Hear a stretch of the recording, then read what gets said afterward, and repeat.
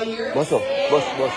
At marami ang binago ang schedule para lang tayo ay magsama-sama ngayong araw na ito. Maraming salamat po sa inyong lahat. Alam ko po yung pagbabago ng day off dahil kanina doon sa baba, pagdating ko ay meron tayong mga kababayan na nag-aantay. Picture na lang daw sana dahil hindi sila imbitado at hindi sila makaakyat dito sa taas. So sabi ko, wala namang problema. Ako nang bahala sa inyo. Picture tayo dito, akyat tayong lahat doon sa taas. Nasa likod po sila. At noong kami paakyat sa elevator, sabi po nung isang kababayan natin, Inday Sara, nagpalit ako ng day off para sa iyo. Kaya po, una po talaga ang aking pagpapasalamat sa inyong lahat dahil nandito kayo. Pangalawang pagpapasalamat po ay para po sa Maisog, Kuala Lumpur at sa Kingdom of Jesus Christ. Dahil po tinulungan nila kami, ang Office of the Vice President, na ma-organize po ang ating pagtitipon ngayong hapon na ito. Maraming salamat sa inyo. Sigurado ako, marami sa inyo ang wala pang tulong dahil sa paghahanda ng ating celebration ngayong araw na ito. Ang susunod na pagpapasalamat ko ay sa mga kasamahan ko po sa Office of the Vice President. Maliit lang po ang team namin, pero sila po yung kausap ng ating mga local organizers. Unang-una na po si Jaira. Led by Jaira. Hindi ko na pangalanan ng iba. Maraming salamat. Si Jaira din po, walang tulog. Galing pa yan sa Hague hanggang papunta sa Kuala Lumpur. Siya po yung kausap lagi ng mga parallel groups natin, ng mga OFWs natin at mga local organizers natin para mabuo po yung mga programa sa iba't ibang lugar sa mundo. Maraming salamat sa mga kasama ko. Ang susunod po na pagpapasalamat ay sa akin pong mga kasamahan. Una na po si Senator Amy Marcos, Senator Robin Padilla, si Attorney J.B. Hinlo, si Dr. Marites Richard Mata, at si Attorney Jimmy Bondo. At kasama niyo po ang ating pong nagdadalang tao. Congratulations, Attorney Isabel. Alam niyo po, magtataka kayo, tapos na naman ang kampanya. Totoo yun. Pero bakit nandito si Attorney Hinlo, si Attorney Bondok, si Dr. Mata? Kasi po, para sa akin, at alam kong totoo, nanalo po sila. Kausap ko po IT experts na nagsasabi, hindi talaga pwede na totoo yung mga numero na lumabas. Hindi po ako IT expert, kaya sinabihan ko po ang PDP. Sabi ko, kayo ang partido. Questionin nyo kung paano ginawa ang proseso ng bilangan. Karanasan ko po noong 2022, una ko pong nalaman na baka manalo ako bilang Vice President dahil una pong lumabas ang absentee voting, ang OFW vote. Nakita ko po doon ang panalo ko. Ganun po ang nangyari sa kanila. Panalo po sila sa OFW vote, sa absentee voting. Lahat ng makadaupang kamay ko, lahat ng maiyakap ko, lahat ng mahalikan ko, sinasabi ko, dalhin nyo ang kodigo, vote straight tayo, 10 ang ating senators. Kaya po, naniniwala talaga ako, sila ay ating mga senators. Kaya nagpapasalamat din po ako sa oras nila. Sariling gastos po yan sila lahat dito. Sinasabi po namin sa kanila, imbitado kayo sa Malaysia, pero wala po kaming panlibre sa inyo. Kaya gumastos kayo ng sarili ninyong pera. At alam nyo, sa totoo lang, dahil wala kaming sponsor sa aming pagkain, kanina, si Senator Amy at ako, nag-uusap kami o paano yung libre sa dinner sa mga bisita natin. Sabi niya, oh, wala nang problema. Fish head curry lang naman yan. Ako na magbabayad yan. Tapos sabi niya sa akin, iba na yun kapag wagyu na ang usapan. Ganyan po. KKB po kami. Pero pasalamat kami dahil nandito sila para sa inyo. Hindi po mga kampanya, pero magsasabi po sila kung ano po ang kalagayan ng ating bansa. Ang susunod na pagpapasalamat ko po ay sa atin pong mga nag-opening remarks at nagbigay ng prayers. Maraming salamat po sa inyo. Kasahin ko lang po mula sa ating programa. Si Ma'am Elizabeth Domingo de Guzman at si Rosela Vedua Orbea. Maraming salamat. Alam niyo po kanina, naramdaman ko na na Filipino evento kasi kumakanta na kayo at mayroon ng video okay sa harap Doon ko na medyo kinabahan na ako. Sabi ko, patay na ito. Katahan na talaga ito. Tapos, kumanta na. Si Attorney Jimmy Bondok, sabi ko, patay na to. Umano na ako kay Senator Amy, anong handa mo? Sabi ko, wala. Sabi ko, ako din yung naganda ng kanta. Nung kumanta si Robin, sabi ko, huwag na tayo kumanta, huwag na.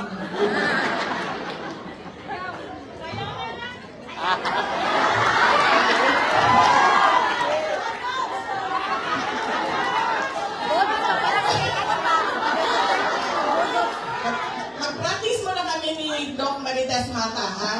Tapos babalikan namin kayo mamaya. Kabisaluhin ko na yung kanyang moves. Kaya po, tapos naramdaman ko po yung init ng inyong pag-welcome ba? Yung init ng inyong pagtanggap sa amin dito. Maraming salamat. Kinabahan ako sa inyo. Kanta talaga kanina. Sabi ko, ay wala akong handa. Noong po kinakanta yung You Raise Me Up, ito po ay alam natin lahat kanta ni dating Pangulong Rodrigo Duterte. Lagi ko po yung naririnig. Sa sasakyan niya, sa bahay niya, pinapatugtog niya yan. At alam niyo po, kanina, medyo na-touch ako sa kanta. Dahil naalala ko siya. At syempre, malayo siya sa ating lahat. At alam niyo, naalala ko din siya sa mga turo niya sa akin kanina. Dahil medyo syempre na yung damdamin ko sa kanta. Pero naalala ko, lagi sinasabi niya sa akin noong ako ay lumalaki, bawal umiyak. Mag-isip ka lang ng solusyon, always forward, bawal umiyak. Ito, hindi ako nagpaalam kay Kitty, pero sabihin ko na sa inyo, nung isang beses na magkasama kami sa pagbisita doon sa loob ng ICC Detention Unit, sinasabihan ko na yan sila lahat bago pumasok. Huwag kayo umiyak doon sa loob. Huwag kayo umiyak kasi magagalit yan. Huwag kayo umiyak. Yung beses yan. Isang beses, kasama ko si Kitty, hindi nakapagpigil. Kasi siya naman ay malapit talaga kay Pangulong Duterte. In fact, hanggang ngayon, pag merong pagkakataon, ay tumatabi pa din sa tulong si Kitty sa aming tatay. So umiyak. Gumanon na ako sa kanya. Tapos, nakita siya. Siyempre, nakita siya. Gumaganyan doon Tapos, pinagalitan. Sinabihan siya, your tears won't help. So sabi ko,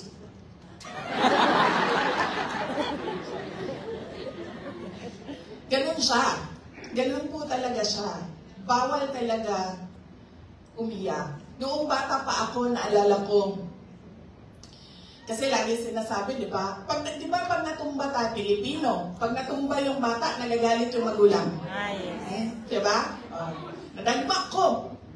Sinundo niya ako sa paaralan, tumatakbo ako papunta sa sasakyan, tapos diretso, plak! Diretso talaga, flat. Medyo hindi pa ako kagad kasi gulat ako sa nangyari sa akin eh. Masakit. Pero nakita ko, nakatingin yung tatay ko, nandun sa sasakyan eh. Maganyan, no? Upo ako sa sasakyan, tapos sabi niya, huwag ka umiyak. Masakit eh. Diba? Diretso eh. So, ganon po, kahit noong nakwento ko na ito, noong nasa law school ako, iyak ako, sabi niya, hindi nakakatulong iyak mo. Ang dapat mong iniisip kung ano yung solusyon sa problema. Kaya kanina, napakaganda nung kanta at naramdaman ko talaga siya dahil naalala ko yung tatay ko pero bawal umiyak. At alam niyo po, Attorney JV, totoo yan. Itim po ang nararamdaman nating lahat ngayon kung ano yung nangyayari sa bayan natin. Kaso po, nung binasa ko yung program, nakalagay po doon, may best dress contest. Sabi ko doon sa mga kasama ko, kasi nahuli na dumating yung mga kasama ko eh. Nung nabasa ko yung program na may best dress, sabi ko, pakisabi, dalhan ako ng Filipiniana. Kasi sasali ako sa best dress contest, di ba? Siyempre. Alam ko sa programa na ito. Pero, nung pagpasok ni Robin Padilla, nakita ko yung kanyang barong, sabi ko, aba, napakaganda ng pagkasukat, pagkatahi, yung sa akin medyo maluwang-luwang pa, sabi ko, wala na, talo na ako sa best dress. Tapos nung pumasok sa Senator Amy, natanggap ko na po. Na hindi ako ang best dress. Sabi ko sa kanya kanina, sabi ko, ang ganda ng green mo. Sabi ko, sa akin na yan. Binigay naman niya sa akin. Gusto ko yan dahil see-through eh, parang pang-iba na alam. Nakita nito eh. No?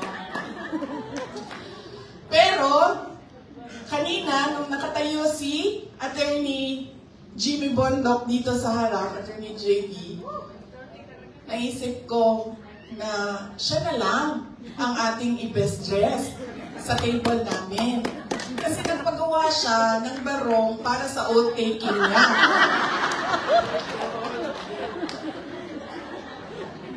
Pwede kita i-oath dito, alam mo ba yun?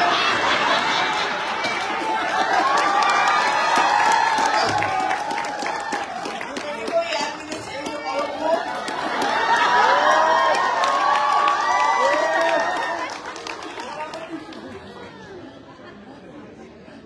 Pero masaya pa rin ako dahil ang nanalo ng ating best dress ay Sara pa rin ang pangalan niya.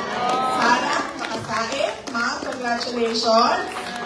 At syempre, ang ating male best dress ay Jambara Bin Jinula. Congratulations.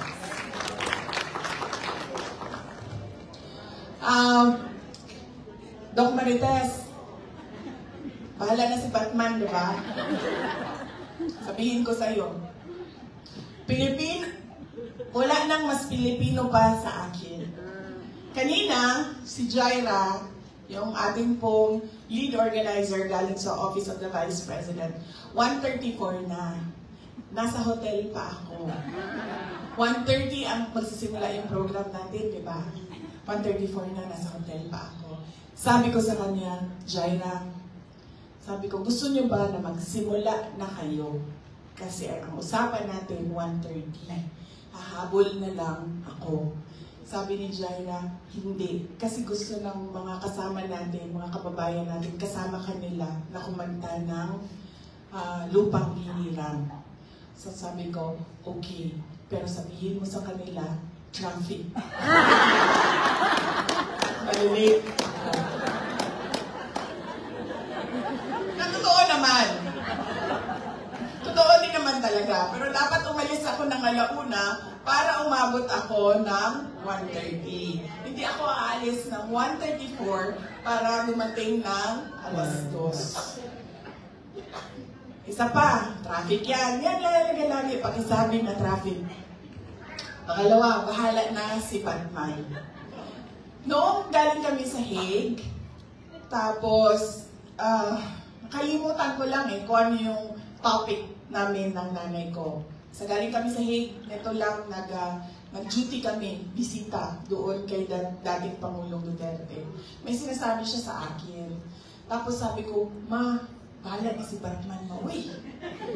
Tapos sabi niya, Day, sino si Batman?